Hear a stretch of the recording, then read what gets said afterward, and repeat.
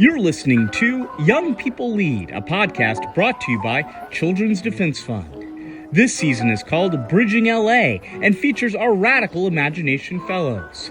You'll hear real stories, real challenges, and real solutions from foster and transition age youth in Los Angeles as they seek to push back against stereotypes. They discuss what it means to be heard, believed, and empowered within systems that often fail them. In this episode, we take you back to Children's Defense Fund California's recent Child Watch Forum in Los Angeles, where our staff talked to youth advocates and policy experts during a policy and strategy panel about what can be done to ensure more children in California grow up with dignity, hope, and joy. Again, my name is Kavika Smith, and I will serve as your moderator this afternoon. As we begin this discussion, we will begin with introductions and then jump right into the questions which all panelists have at this point seen. This afternoon, first, I want to bring up Lawana Hills, Miss Lawana Hills, who for the past 30 years have advocated and empowered communities through her 21 years with DCFS at Child Protective Services, spanning across 3 different counties, Solano, Yolo, and Sacramento counties. 8 years of overseeing independent adoption programs and community care with California Department of Social Services, where she then served as a social services director for the Southern California Division of Salvation Army. Currently, she is the Senior Deputy of Child Welfare and Human Services for LA Board of Supervisor Holly J. Mitchell. Nice. In addition to that, I would like to bring up Ashley Anderson. Yes. Who is a communications professional. Most importantly, she brings with her lived experience as a former foster youth right here in LA County, where she grew up in South Central in Covina. I did as well. And her early work centered housing work and advocacy with the city of Covina, where she then expanded to statewide policy work with California Forward, and now serves as a communications lead and field rep for Assemblywoman Sade Elwari. She utilizes storytelling justices practices in her work, which I'm hoping that we hear more about later on. And also, go Bruins, I know USC is across the street. She is an AFAM graduate of the UCLA. One more round of applause. Last but definitely not least, we would like to bring up Miss Martine Singer, a native New Yorker. She's a native New Yorker, a graduate of Sarah Lawrence and Yale as well, where she received Yale's highest honor in 2024, being named the Donaldson Fellow, serving on various boards, previously led Para Los Niños as the president and CEO, the founder of the foreign language edition of the New York Times and LA Times online edition. She has unique experience being a seasoned exec for global media companies. What brings her here today is her leadership at Children's Institute as their president and CEO, where she leads one of LA's oldest and largest agencies, overseeing a budget of $110 million and 1,000 member staff, offering educational services and emotional well-being. Nice. One more round of applause for our panelists. Whew. Okay. So thank each and every one of you for your work and commitment to doing this work of undoing, healing, and building anew. And for the sake of time, let's jump in. I'm enjoying y'all over there, actually. There we go. So, for starters, I'm going to give a definition of AB 12. If anyone knows about it, it was an assembly bill that extended foster care to the age of 21. So originally it was around 18 when someone would typically age out. And so what this bill did was extend it so that folks can choose and have some sort of agency to say, hey, I'm only but a young adult. I still need some more help. Let me get some more services before I fully adult at the age of 21. Make sense? All right, so let's go ahead and hop into our first question. So dealing with AB 12, and its extension of foster care to the age of 21, and the Fostering Connections Act, which puts states to support youth beyond 18. Looking back at it, how has the policies helped, maybe even failed? Thank you. My apologies, y'all. How these policies helped and maybe even failed youth trying to find housing, finish school, and build out their adult lives. Anyone can choose. I'm like Perla. I don't really like mics, but I got y'all. So, my lived experience, I am a former foster youth, so I can talk personally how it helped me, but also legislatively how it's impacted what we've seen.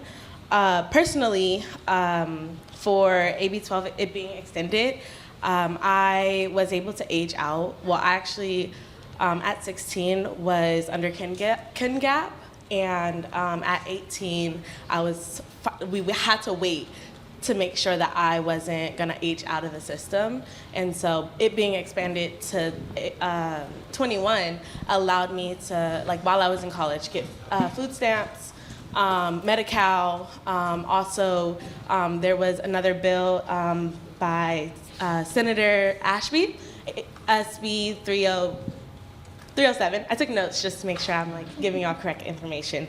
It covers the cost of college for foster youth at UCs, Cal States, and community colleges. And I went to UCLA, which is expensive, and I was able to get most of my college education covered. I think I have about 15 grand in debt, which coming out of UCLA is not the thing. Thank you.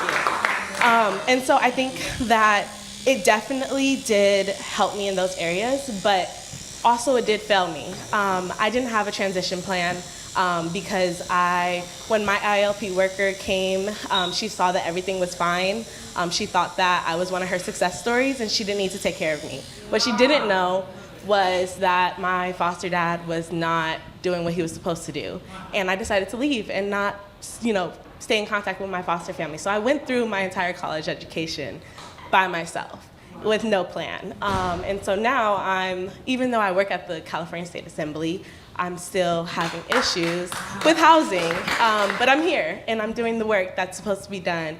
But I was one of the people that everyone thought was gonna be okay, and so did I. And so I think we also have to realize that we need transitional plans. We need to make sure that we support our youth in that way. And so Assemblymember Sade Ahawari has introduced, and it's actually on the governor's desk right now. He has until October 12th to sign it. But she has Bill AB 896, which is creating individual plans for foster kids when moving between homes.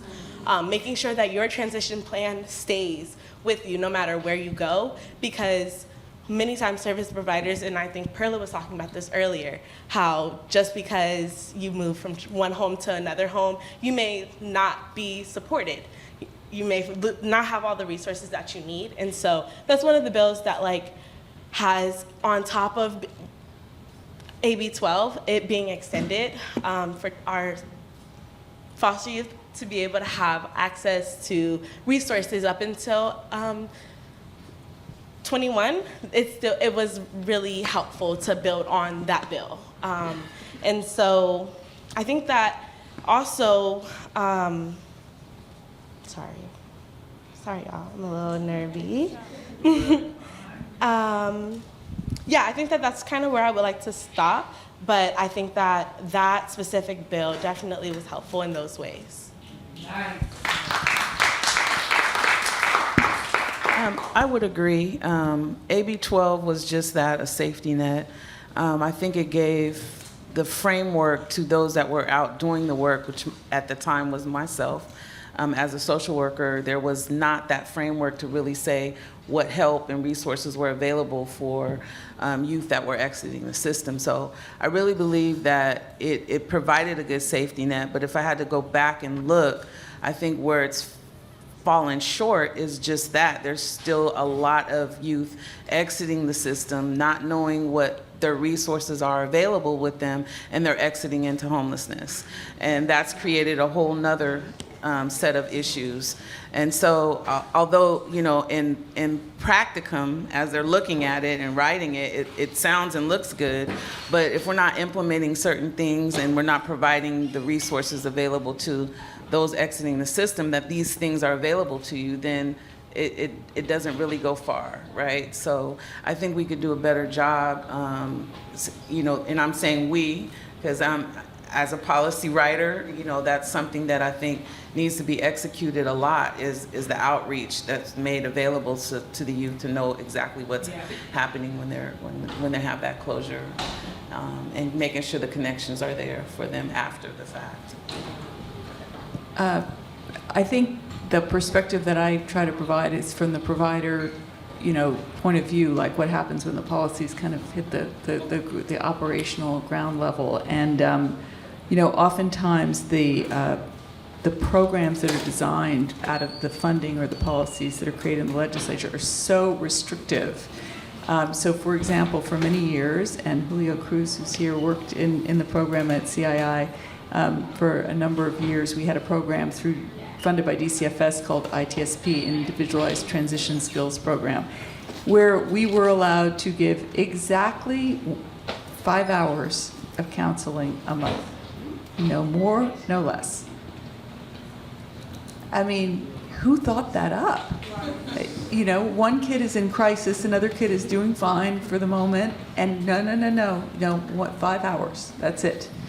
There was no provision for housing. I mean, if housing is a problem there aren't any forums like this on any topic that don't end up about housing, right? If it's a problem throughout the state, why isn't it a more acute problem for foster youth? We know it is. And yet the programs are not designed with that in mind. It really depends way too much on the worker that you have, the knowledge that they have, the mood they're in, the whatever. And again, I am not trying to undermine or diss the workers, and I'm talking about the county social workers in any way. They are overworked and overwhelmed just like everybody else. But the system is so broken and so fragmented that it is a challenge for anybody to be able to unearth the resources that young people need, to give them the self-advocacy skills they need. And housing is a fundamental, you know, as the speaker was saying earlier, Dr. Charity, I mean, you know, you shouldn't have to be extraordinary, right? Yeah. These kids are extraordinary, and housing is ordinary. Yeah. That's it. It should just be there for them, just as it should be for anyone else who needs it affordably and safely and everything else. So from the provider perspective, I would just say it sort of magnifies the fragmentation of services and the limitations. The other thing is we stopped doing the DCFS program. We raised money privately to start our own transition age youth program called Launch, which is now in Long Beach. We're hoping to expand it beyond Long Beach. But we made the eligibility ages 14 to 27. Because 21, there's no magic in the number 21. I'm sure many of us were not ready to face the world at 21 or even in their 60s. I don't know who I'm talking about, but I'm still trying to figure it out. Yeah, I'm figuring out adulting. I'm 23. Let's go back real quick and what was a moment or an experience that changed your perspective and your outlook on foster youth or transition age youth, and what made it pertinent or relevant to your everyday work?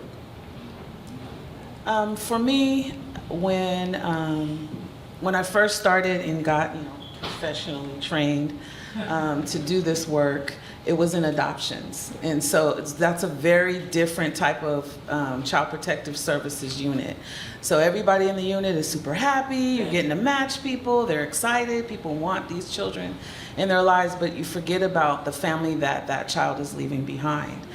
And so come full circle, now I'm management, I'm in Sacramento, and one of the youth that was my very first adoption was homeless. And she came into our unit for services, and I'm looking at her and I know her name and I couldn't put it together, and she knew me, she knew my face. I was blown away. As I had, like you said, county workers, we had a lot of cases, but she was my first. So I just kept saying, what happened? You were adopted. What's going on? And she said, I wanted my family back. And so when I got out of when I turned 18, I went and found my family, and now we're homeless and we need some support. And she says, I said, well, what do you really need from us? And the thing for her was, I just need somebody to call and check on me. Like, I need somebody to be there and be in my corner and be my champion for me to say, hey, I can do this, I can make it. And at that time, I was the manager of the permanency unit, which most kids go to when they're aging out and they haven't been adopted. And so we changed the way we did business. And it took the team to really look and take a deep dive into connecting with the youth that were on their caseload, listening to them, being able to identify resources available to them when they exit the service. But that, or the system, but that stuck with me a lot. It really made me think about not moving it along. They're not checklists. We're not trying to, close out a case as fast as we can and really invest. And I think that's kind of what led me to now wanting to do policy, because I'm empowered to change some of that through the policies that we write, as long as we stay youth connected and listen to what they want with what we're writing for policy. So.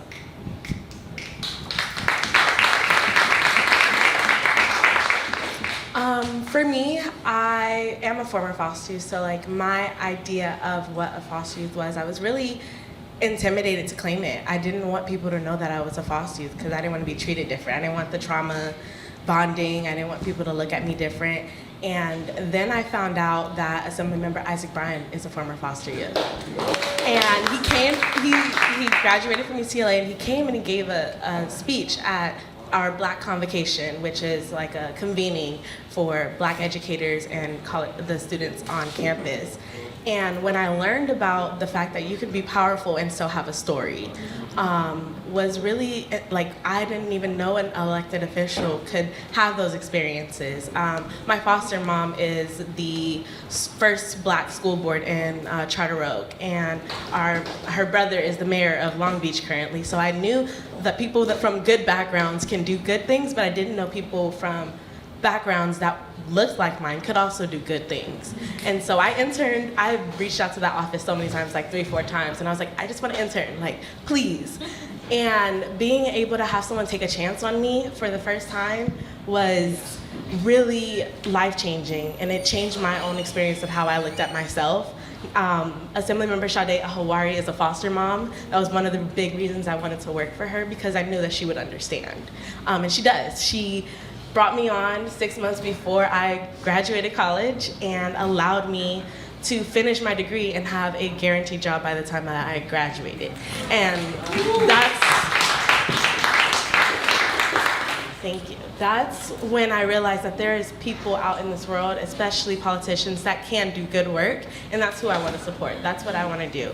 And I'm from South Central, so the fact that she represents South Central, I get to come home and make a real impact in my community, and I lead in coalition building with our community partners. I go to events, come to things like this, and make sure that we extend the services to our community. And so I think that that's really how the change, it was a personal change, not like a figurative change. And now I get to sit and talk about my story, and also I'm thinking about the ways I can connect the youth that were on the panel. I'm like, okay, we got this, we got that, and we're gonna get into it. But that's how I wanna make sure that I do what I saw is possible.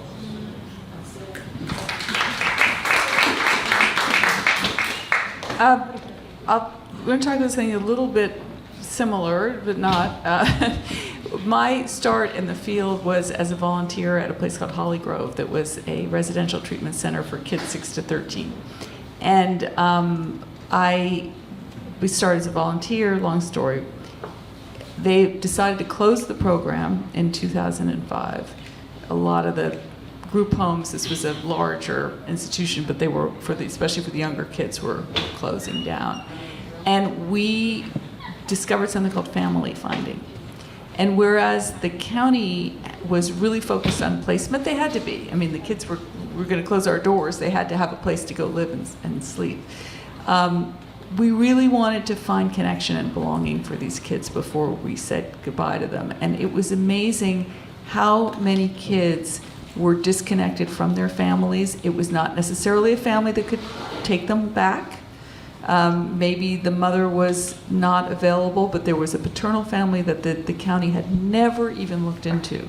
We found a kid who the county said was Mexican, and his mother was Mexican, but his father was a Native American, and his grandfather was the head of the tribe here in LA County. This kid discovered not only an entire family that he never knew existed, a heritage, an ethnicity, a belonging, a place in the tribe. I mean, the fact that his grandfather was the head of it was, the celebrity side of it. But, it was how powerful, and that always stuck with me, that everybody belongs, and that we have an obligation not just to, as much as I said a moment ago, housing is important, of course it is, but to help kids find those connections, whether it's to some health condition they may have that they would never have known, to as I said, explore the paternal family, which is often ignored.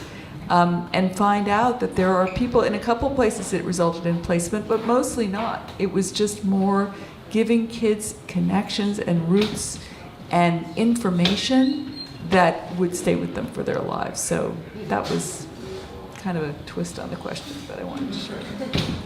Thank y'all for that.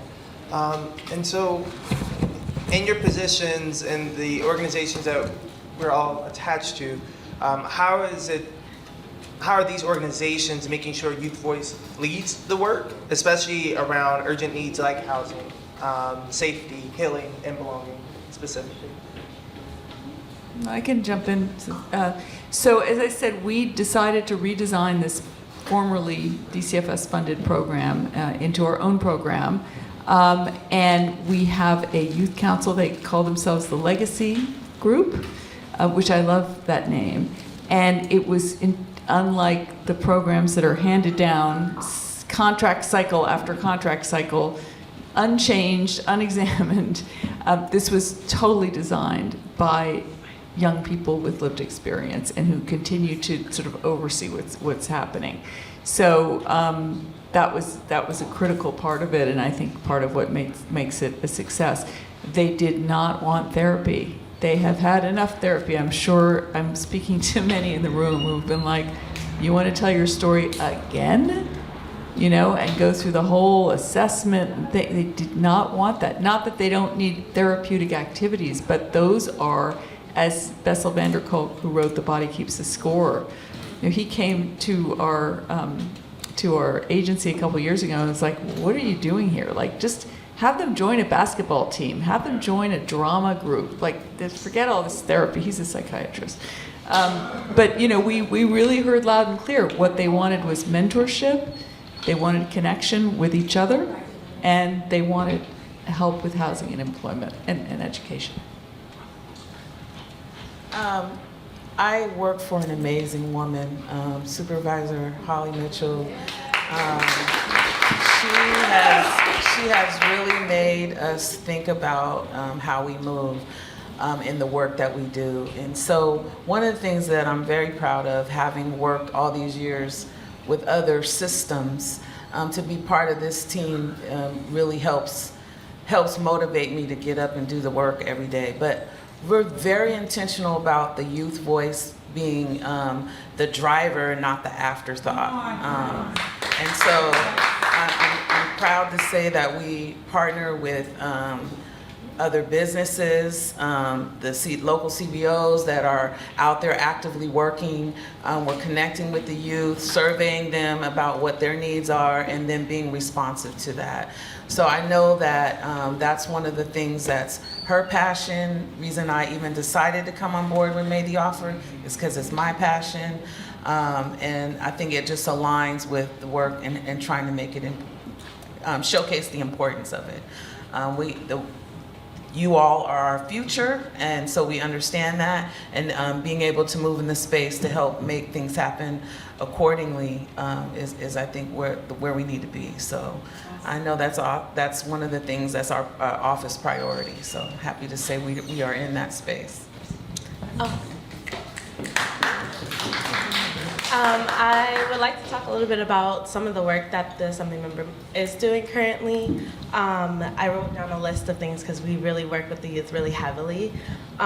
So actually right now it's Voter Education Weeks for our young people. We're partnering with the Secretary of State, and we actually are, we understand that our South Central kids need incentives. So we're making sure that we meet with community partners who have opportunities that can give them partnership, mentorship opportunities. So we did that through doing a South Central Youth Vote Contest. We're trying to get young people to encourage their own peers to get to vote. As we know, like we have an election coming up soon, a special election and all of the things. We want to make sure that our young people actually understand their voice. And so we're offering them the winners $1,000 and then exclusive partnerships with community members. So I've been reaching out and doing a lot of coalition buildings, finding out what's in South Central to bring those resources to the young people. We've also been visiting all of the high schools and districts. So I actually left from one right before I came here to talk to them about civic engagement and actually learn who their assembly member is and hear from them. The assembly member asks questions like, what do you want? What do you like and what do you don't like about a politician? And those kids were honest and brutal. And we're gonna take those conversations back and see how we can formulate that in our own office. So that's one of the ways.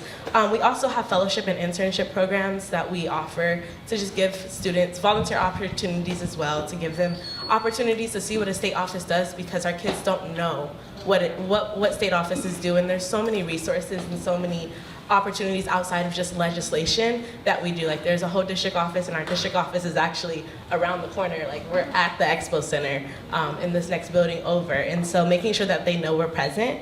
I talked about AB 896, which is focusing on our foster youth. And then she also, Shaquan, you were telling a story about one of your sisters who had got their hair permed. I actually was staffing a bill. It was called AB 1120. It unfortunately didn't move forward. But it was focusing on giving foster parents education on how to care for culturally appropriate care standards. And so when we talk about the work, the intentionality behind the bills that we are moving forward, it's really focusing on having the youth at the table. I'm a youth, so I'm at the table and I make sure that they allow me to have a voice at the table. Dr. Charity, you talked about questioning everything. That's one of our values. We question everything. We're looking to create a community-led, community-focused government, which has never been done before. So we're trying to make sure that we bring our community to the table. And so those are just a few of the ways. There's a lot of other ways. I don't want to take too much time, but I just wanted to say that those are the ways that we're doing that. She also sits on 4 caucuses. We make sure that we provide those scholarship opportunities and a strategic outreach for our schools. I'm currently leading a Red Ribbon Week initiative for our elementary schools, and I learned that the state provides free resources for them and they never got it. And so making sure that our schools get the things that they need. So those are just some of the ways that we've been doing some of the work and trying to extend that and make sure that we partner with the people who are actually having issues and actually addressing them in meaningful ways. And then lastly, I lead communications for the member. And so part of my strategy is changing narratives. Not focusing on, Dr. Charity was talking about, not talking about things as in like disadvantages or not like deficits, thank you, deficits, and actually turning them into assets and talking about the assets of things. And so I'm strategic in the way that I talk about our bills. It's educated, it making sure that our language and the things that we say to our community, they understand it, and if you don't understand it, we explain. And so making sure everyone wants to say like, oh, the state like legislation is boring, I don't understand it. Like, okay, well, why don't you understand it? What would make it more interesting for you to understand it? Because it's important. All of these bills that are going through are impacting everyone's lives consistently. So we need to know what they mean. So that's some of the like storytelling narrative that I lead in the communications work.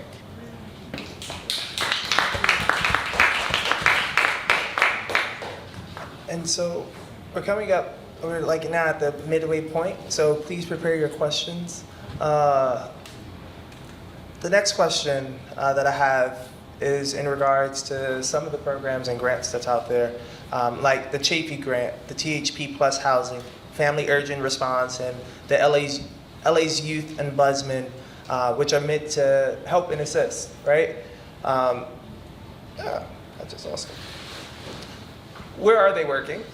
So in what areas are they working? And then also, in what ways, what innovative and new ways could they bolster their services, specifically for Black and Latino youth that are facing fostering the foster care system, and also transitioning out of the foster care system?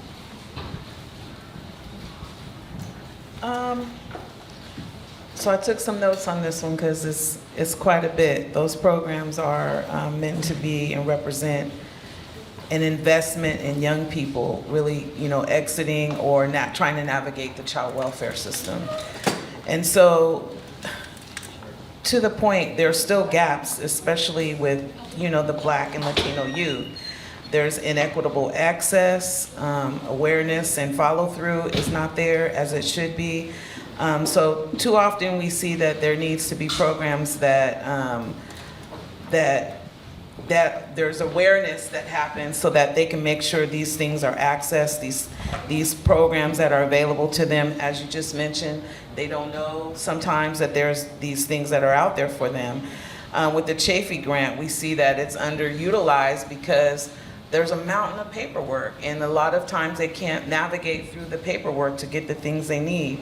For the housing, there's it's a lifeline, but the capacity is very limited. And so if you're not at the top of the list when you need the services, then sometimes it's meaningless.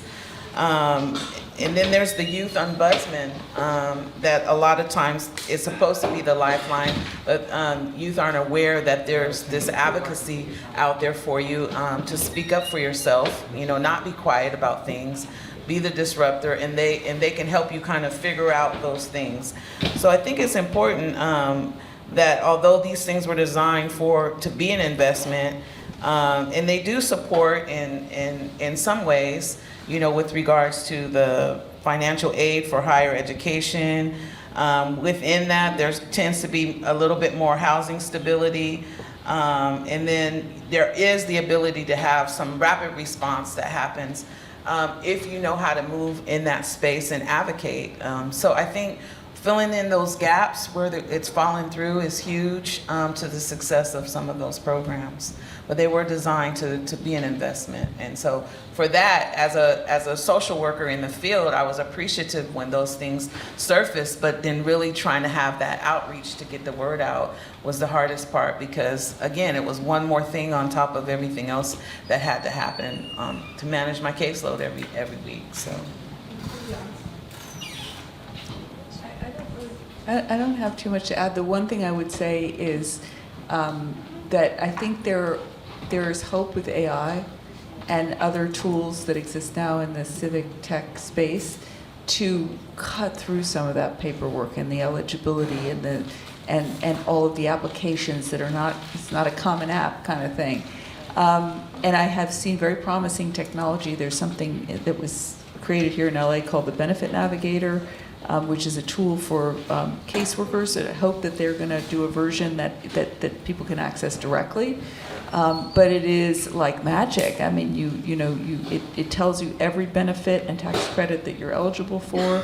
Everybody is coming to them and say, do one for education, do one for early childhood, do it. And there's millions of applications, and we're working with them as well. We've done some piloting and so forth. But I feel like everything we're talking about that has to do with navigation and people not knowing all the rules and not being able to keep it all in their head, of course they can't. They need like a concierge to go to say, please help me with this, and I think technology is one of the places where it's less scary. I think it can really help. So, on to that, looking at Family First, which focuses on prevention, which Shaquan had mentioned earlier, and then even the other portion of it, which is Medicaid to 26, which extends health coverage for youth to the age of 26. Yet there's still gaps, right? What are some of the bold changes in policy that we're seeing currently put out, as well as some of the ones that are kind of laying dormant or going under the rug and we're not seeing? What are some of the ones that are, like I said, being put on the floor, and some of the ones that we need to revisit? Well, I would cite CalAIM and enhanced care management. So I don't know if everybody's familiar, but there's a big reform through a Medicaid waiver that California was able to obtain that might go away. Who knows? Nobody knows about the future. But for the moment, it's great. And it really is the first attempt to address social determinants like housing, like putting a security deposit down, like putting in ramps for people with disabilities, like medical meals. I mean, you can pay for all kinds of things through enhanced care management, which is care coordination. It is a really valuable program. It is a benefit to anybody on Medi-Cal managed care in California who meets the criteria. Foster youth were chosen as a target population for this as of July 1, 2023. Well, foster youth are not enrolled in Medi-Cal managed care. They are in this fee-for-service thing, which is a complete, kind of arcane thing where once upon a time that was better or something, but it's been decades. They are not eligible to access this service, to which they should all be automatically enrolled and entitled. And it could help with so much. We offer this. We cannot enroll our own youth in it. There was just a report that came out. The Board of Supervisors asked for a report, and the Office of Child Protection and others worked, cross-departmentally to work on this, and it was very worthwhile, demand on the part of the board. But it's 2.5 years later. 2.5 years. So there's this incredible opportunity, and foster youth are pretty much locked out of it. So again, it's like where the rubber hits the road. The policy, the creation of the CalAIM, all the work that went into designing it, fantastic. Picking foster youth as a target population, great. And now what? Right? And there are recommendations in the report and so forth, but my God, it'll be 3 years before that gap is addressed. So it's just one illustration, but one that it's kind of my rant for the day, that just the bureaucracy and the nonsense that keeps these things from actually becoming useful to individuals. Well, I can piggyback on that a little bit. So my policy shop is child welfare and human services. So in preparation for today, I met with the other senior deputies to ask them questions. I said, where are we making some bold changes? Like everyone's writing and authoring their motions and trying to put together information and do research. And so from my notes, what was shared with me is one, that's a huge priority that they're working on. And of course, as you just said, sometimes working on it takes years for it to happen. But to know that it's being worked on is helpful for me. But guaranteed housing as a right for transition age youth. No young person should exit care into homelessness. They need stable and long-term housing options tied to supportive services and not just programs with wait lists. So that's something that they're working on in that policy shop.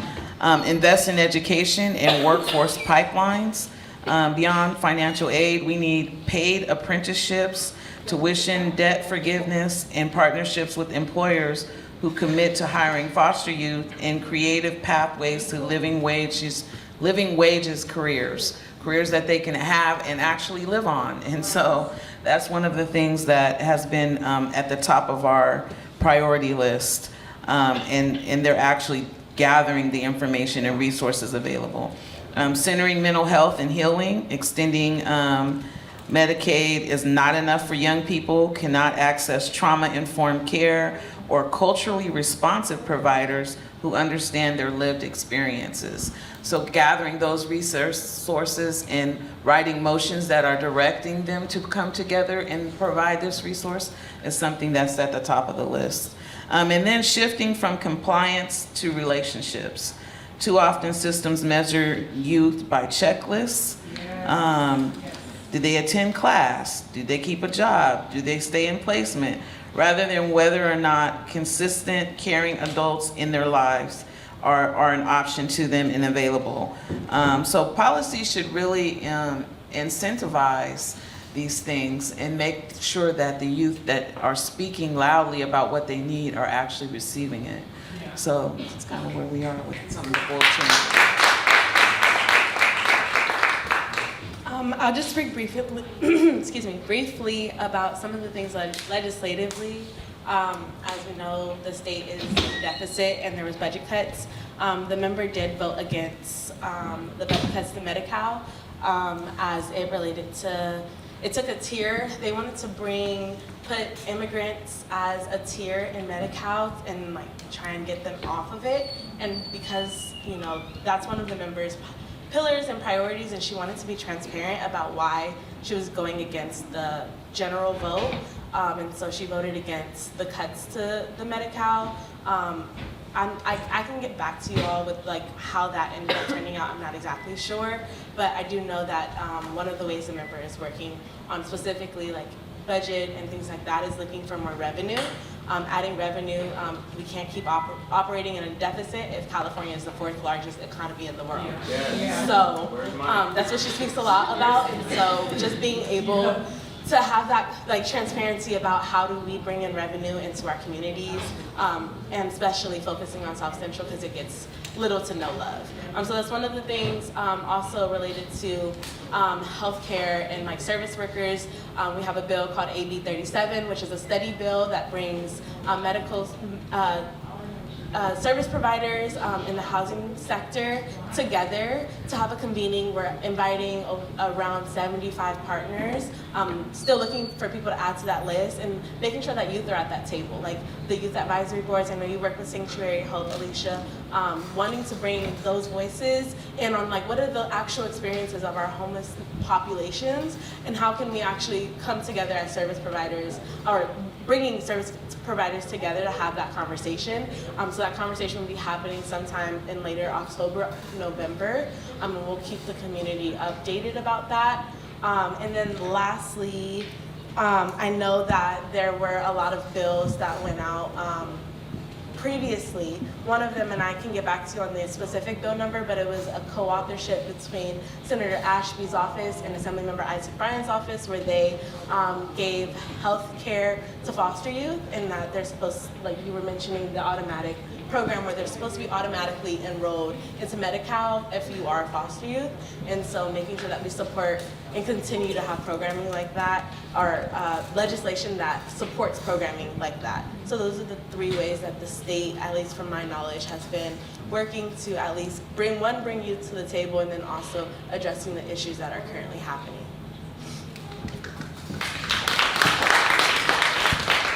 I have 2 more questions and then I'm done. I hope everyone has some questions out in the audience ready. So as an educator, this is kind of a personal question. As an educator, having taught in LA, Atlanta, and DC, I keep seeing the same cycle of the school to prison pipeline, from womb to the jail cell type cycle. But what's even more troubling is my students are going to jail and my students are being tried as adults, right? In addition to that, many of them are also foster youth. Many of them are emancipated youth. So, and that's from California all the way over to DC. So it's a national thing, it's a global thing actually. But the fact that we can have a youth emancipated, sleeping on the street, going to jail, being tried as an adult, their frontal lobe is not even fully developed yet. What do we say to that? That's not right. Can I go? So the member actually had a bill called AB 1231 that would give the opportunity for judges to send felony crimes that are low level to diversion programs rather than sending them to prison. Diversion programs are like reentry programs, mental health services, things of those sorts, sending them to resources rather than criminalizing them. Unfortunately, that bill did not move forward in the legislature, but we are bringing it back.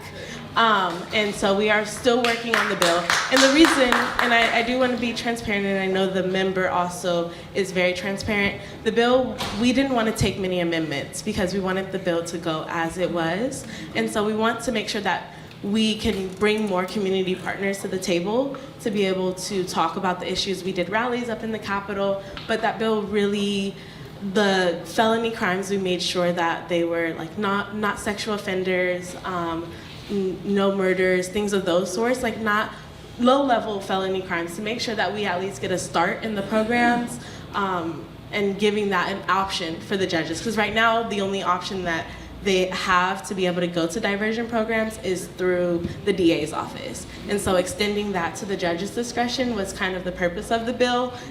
We would love to keep the community updated on that bill as we bring it back for the next session, but I did want to make sure that I noted that. Our justice team is working with Department of Children and Family Services. For those of you who reside here, I'm sure you've seen it in the news. There's been a lot of movement at the juvenile hall systems. So some of what we were trying to do is really determine like the number of youth that are system impacted, both justice as well as being part of DCFS, and really writing some motions that could help take a deeper dive at what was the root cause of the reasoning for them there. How can we advocate different teams that are available to really look individually at the youth's case and kind of reimagine how justice is served, quote unquote, with those youth that are impacted. And so I know they've been working on it for quite some time. I'm called in often on those calls because the Los Angeles LACO, County Office of Education, works in tandem with teaching the students that are at these juvenile hall programs. And so it's a work in progress. Just the educators that teach in those school systems alone have been challenged quite often. And so, when they don't return or they decide they're not going to work there anymore, then how do we ensure that the youth that are there don't fall through the cracks with what they need, getting the services they need, or what education level are they at? So none of that has a break in service. And so those are things that have been prioritized by their department and, I should say, by their team and working together with the departments. And so you may be called often to come rally against or rally in support of these motions that are coming on board to really support justice impacted youth. With tight on time, real quick, I don't want to just leave off on that. So just some hopeful words as we transition over into lunch from either one of you or all of you. Well, I think, we do a lot of work on the prevention side. So when you talk about root cause, why are children ending up in the system in the first place? Why aren't families getting the help they need up front? We were very involved with the mandated support work, or as opposed to mandated reporting. I don't know how watered down that is going to get, but the intention is clear. Get the support to families when they need them to avoid all of this. Don't you think foster youth have already done their time? I mean, the idea of incarcerating them is just sick. So we do a lot of Head Start.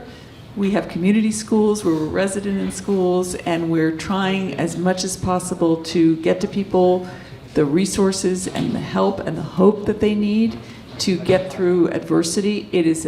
I don't need to tell anybody in this room how horrible it is right now and what a difficult time it is, but prevention has got to be prioritized at the same time as all of these interventions once kids are in the system. I talked about the resources that we offer earlier. I wanted to take time to thank our panelists, the folks who put this together. The fact that it was all youth-led, like, that is so dope. Like, y'all did this.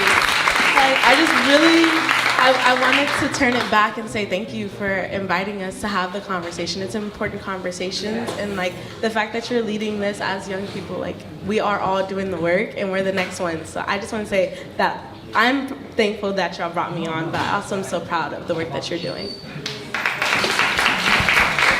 Yes, what she said. So moving policy and practice into form really takes unrelentless determination to make sure we ensure equity, being very unapologetic about calling out the gaps in the system, and making a commitment to move that work forward. So that's what I'm about. That's what I know we do at the Board of Supervisors in Holly J. Mitchell's office. So I'm excited about seeing this manifest and look forward to working with you all and making this needle move for us. So thank you for having me. If we can give a round of applause for our panelists one more time. That's a wrap for this episode of Young People Lead Bridging LA. Thank you to all the panelists and the Conrad Hilton Foundation for providing funding for this project.